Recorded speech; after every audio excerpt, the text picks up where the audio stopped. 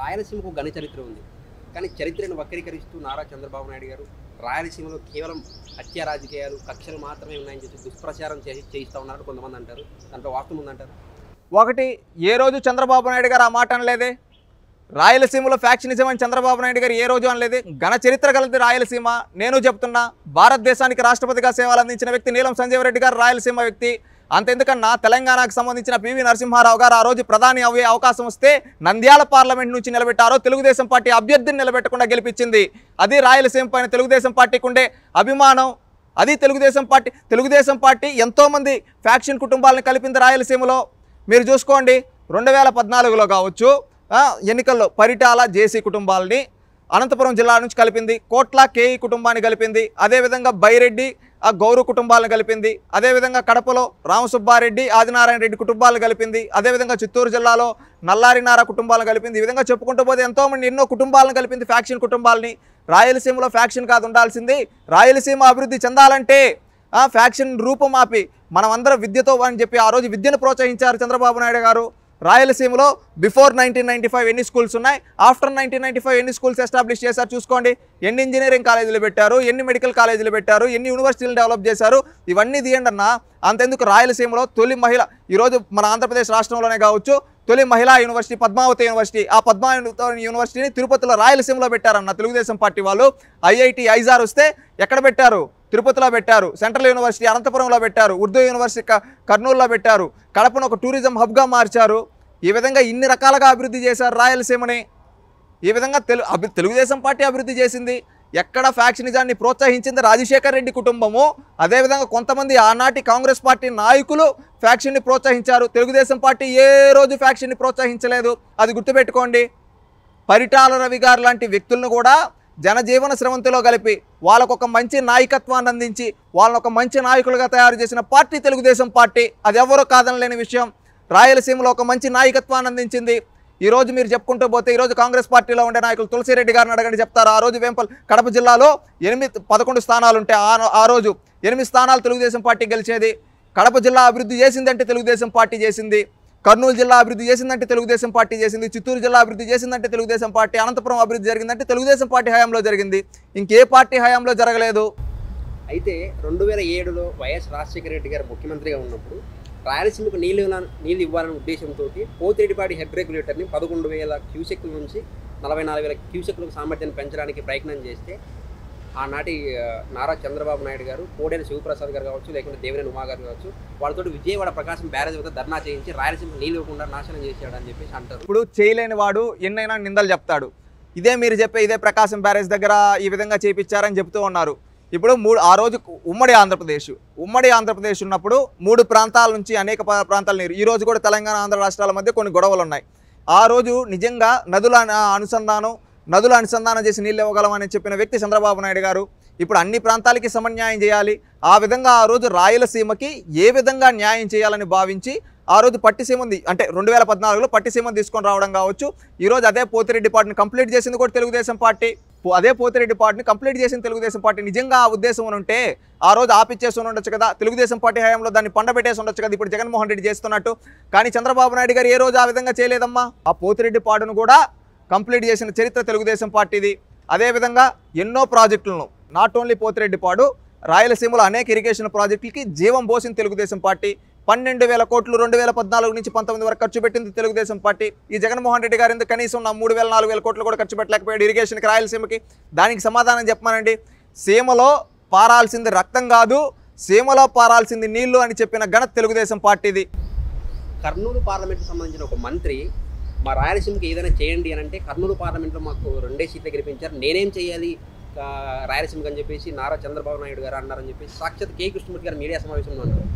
ఆ మాట తప్పిదమై ఉంటుందన్న. ఎందుకంటే కర్నూలు జిల్లాకి మనం గతం నుంచి చూసుకున్నాం. 1952 నుంచి తీసుకున్నా ఈరోజు 2024 వరకు చరిత్ర తీసుకుంటే ఒక శ్వేతపత్రం కర్నూలు జిల్లా నాయకులను కూర్చొని రిలీజ్ చేయమని చెప్పండి, వాస్తవం చేసుకున్నాం. ఎందుకంటే కర్నూలు జిల్లాలో పారిశ్రామిక అభివృద్ధి జరగాలని చెప్పి కొలిమిగుండ్ల అనే మండలంలో ఫ్యాక్టరీలు తీసుకొని రావడం కావచ్చు, సిమెంట్ ఫ్యాక్టరీలు. అదేవిధంగా భారతదేశంలోనే కాదు ప్రపంచంలోనే అతిపెద్ద సోలార్ పార్క్ని కర్నూలుకి తీసుకొని వచ్చారు. మెగా సీడ్ పార్క్ కర్నూలుకి తీసుకొని వచ్చారు. అదేవిధంగా కర్నూలు జిల్లాలో ఓరవకల్ దగ్గర ఎయిర్పోర్ట్ కట్టడం కావచ్చు 18 నెలల్లో తెలుగుదేశం పార్టీ కట్టింది. అదేవిధంగా ఉర్దూ యూనివర్సిటీని పెట్టింది. అదేవిధంగా ఎన్నో నీటిపారుదల ప్రాజెక్టులని కర్నూలు జిల్లాలో ఆవుకు టన్నల్ కావచ్చు ఇలాంటి నీటిపారుదల ప్రాజెక్టులని కంప్లీట్ చేసింది తెలుగుదేశం పార్టీ. ఈ విధంగా పరిశ్రమల ద్వారా ఉపాధి ఉద్యోగ అవకాశాలు కల్పించింది. మళ్ళీ ఇంకొకటి ఏంటంటే మాస్టర్ ప్లానింగ్ ఏ విధంగా అంటే హైదరాబాద్ టు బెంగళూరు ఇండస్ట్రియల్ కారిడార్గా అభివృద్ధి చేసి మిడ్ పాయింట్గా కర్నూలుని పెట్టి కర్నూలు జిల్లా వాళ్ళకి ఉపాధి ఉద్యోగ అవకాశాలు కల్పించాలని ఆ రోజు చంద్రబాబు నాయుడు గారు ల్యాండ్ సమీకరణ చేయడం కావచ్చు ఇవి చేశారు. అదేవిధంగా కర్నూలు జిల్లా కుక్కు ఫ్యాక్టరీ కావాలని ఆ రోజు చంద్రబాబు నాయుడు గారు ఒక సంస్థతో టైఅప్ అయి కూడా ట్రై చేశారు. దాన్ని అన్నింటినీ ఈ జగన్మోహన్ రెడ్డి వచ్చిన తర్వాత పండబెట్టాడు. దానికి సమాధానం చెప్పానండి. ఆ రోజు 2 స్థానాలు గెలిపించినా కానీ తెలుగుదేశం పార్టీ ఇంత అభివృద్ధి చేసింది కర్నూలు జిల్లాకి. ఈరోజు 14 సీట్లు గెలిపించారు కదా జగన్మోహన్ రెడ్డికి. తెలుగుదేశం పార్టీ చేసిన దానికంటే ఒక్క పాయింట్ ఎక్కువ చేసిందని చెప్పమని చూద్దాం. ఒక్కటంటే ఒక్కటి జిల్లా. ఆ రోజు 2 స్థానాలు గెలిపించుంటేనే తెలుగుదేశం పార్టీ ఇంత అభివృద్ధి చేసింది కర్నూలు జిల్లాకి. చరిత్రలో ఎన్నడూ లేని విధంగా వాటర్ ప్లాంట్లు పెట్టడం కావచ్చు, సీసీ రోడ్లు వేయడం కావచ్చు, సర్పంచ్ ఆఫీసులు కట్టియడం కావచ్చు, అన్ని కర్నూలు జిల్లాకి ఏ విధంగా కావాలో ఆ విధంగా చేసింది తెలుగుదేశం పార్టీ. ఇది కాదని ఎవరినైనా చెప్పానండి. ఈరోజు 14 స్థానాలు 2 పార్లమెంట్లు ఇచ్చారు కదా. ఈరోజు ఇదే వైఎస్ఆర్సీపీకి వీళ్ళు ఏం చేశారు? శ్వేతపత్రం రిలీజ్ చేయమనండి, తేలిపోతుంది కదా. ఈరోజు తెలుగుదేశం పార్టీ ఇంత చేసింది నేను చెప్తున్నా. జగన్మోహన్ రెడ్డి గారు ఏం చేశారు? ఈరోజు అదే ఆవుకుటన్నాలు చంద్రబాబు నాయుడు గారు కంప్లీట్ చేసిన దాన్ని మళ్ళీ వచ్చి నేనేదో ఇచ్చేస్తున్నా అని రీఓపెన్ చేశాడు. ఈరోజు కర్నూలు జిల్లాలో రౌడీలను ప్రోత్సహించి ఆ రౌడీల చేత భూ కబ్జాలు ల్యాండ్ కబ్జాలు చేపిస్తున్నాడు ఈ జగన్మోహన్ రెడ్డి. ఇది ఎవరినైనా కాదనమని చెప్పండి చూద్దాం. వీళ్ళు లోకేష్ గారు కూడా చెప్పారు కదా, కర్నూలులో మాకు 14 మ్యాండేట్ ఏంటి, కర్నూలుని దేశంలోనే మొదటి స్థానంలో ప్రపంచంలోనే మొదటి స్థానంలో నిలబెడతామని ఛాలెంజ్ చేశారు. ఒకవేళ నేను రేపు చేయకపోతే ఇక్కడికి వచ్చిన తర్వాత నన్ను చొక్కా పట్టుకొని వెళ్దండి అని చెప్పాడు. మైనారిటీలతో లోకేష్ కార్యక్రమంలో తన పాదయాత్రలో అది తెలుగుదేశం పార్టీకి ఉన్న కమిట్మెంట్. కర్నూలు జిల్లా పైన కావచ్చు, రాయలసీమ పైన కావచ్చు, ఈ విధంగా చేసింది తెలుగుదేశం పార్టీ. అది ఎవ్వరూ కాదనలేని విషయం. ఈరోజు అన్ని స్థానాలు కల్పించిన జగన్మోహన్ రెడ్డి ఏం చేశాడో చెప్పమనండి. చెన్నైకి వరదలు వచ్చినప్పుడు అప్పటి హెచ్సిఎల్ కంపెనీ చైర్మన్ తిరుపతిలో మేము పెడతాము ఇండస్ట్రీ అని చెప్పినప్పుడు నారా చంద్రబాబు నాయుడు గారు ఆయన మీద ఒత్తిడి చేసి అమరావతిలో పెట్టించారని అంటారు. దీంట్లో వాస్తవం ఒకటి, మన ప్లానింగ్ ఎలా ఉండాలంటే అన్నీ తీసుకొని వచ్చి ఒకే దగ్గర పెట్టకూడదు, అభివృద్ధి వికేంద్రీకరణ జరగాలి అన్నారు. ఈరోజు అదే తిరుపతిలో జోహో పెట్టించారు, సెల్కాన్ పెట్టించారు, కార్బన్ పెట్టించారు, టీసీఎల్ పెట్టించారు, డిక్సాన్ పెట్టించారు. ఈ విధంగా అనేక కంపెనీలు తీసుకొని వచ్చి అదే చిత్తూరు జిల్లాలో పెట్టారు. అమరావతి దగ్గర కూడా కంపెనీలు ఉండాలి, అక్కడ కూడా అందుకని హెచ్సిఎల్ అక్కడికి తీసుకొని వెళ్ళారు. అంతే తప్పితే అభివృద్ధి వికేంద్రీకరణ చేశారు. ఒకే దగ్గర ఇప్పుడు అదే ఒకే దగ్గర పరిశ్రమలు పెడితే ఏమంటారు? మొత్తం కంపెనీలన్నీ తీసుకొని పోయి అక్కడే పెట్టారబ్బా, అన్ని కంపెనీలు అక్కడే పెడుతూ ఉంటే ఎలాగా, ఎక్కడ అభివృద్ధి జరుగుతుందని ఇదే విపక్షాలు అంటాయి.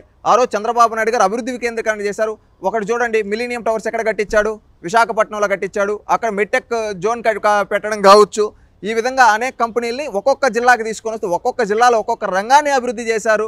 దీన్ని కూడా ఈడెందుకు పెట్టలేదు అని కాదు, రాష్ట్ర నలుమూలల్లో ఏది ఎక్కడ పెట్టాలి అక్కడ పెట్టారు. కియాన్ తీసుకొని వచ్చినప్పుడు కియాన్ తీసుకొని పోయి శ్రీకాకుళంలో ఎందుకు పెట్టలేదని కూడా అడుగుతారు కొంతమంది మూర్ఖులు.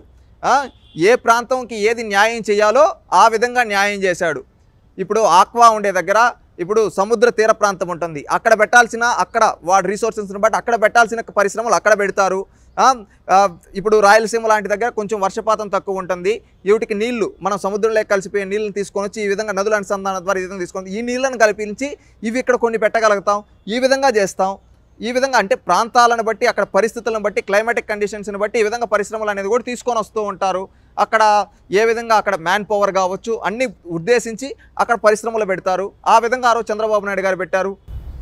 శివరామకృష్ణ కమిటీ దొనకొండ రాజధానికి సరైన ప్రాంతం అని భావించి రిపోర్ట్ చేస్తే దొనకొండలో రెడ్డి సామాజిక వర్గం ఎక్కువ ఉందని చెప్పేసి నారా చంద్రబాబు నాయుడు గారు విజయవాడ గుంటూరు మధ్యలో రాజధాని పెట్టించాడని చెప్పేసి అంటారు. దీంట్లో వాస్తవం ఉందంటారు. ఇది ఒకటి, కొంతమంది చరిత్రను వక్రీకరించి ఏది పడితే అది మాట్లాడాలనుకుంటే బాగుండదు. ఎందుకంటే ఇక్కడ శివరామకృష్ణ కమిటీ ఇది కాదు, రాష్ట్రానికి మధ్యలో ఈ దానకొండ అనేది ఏ ప్రాంతంలో ఉందండి?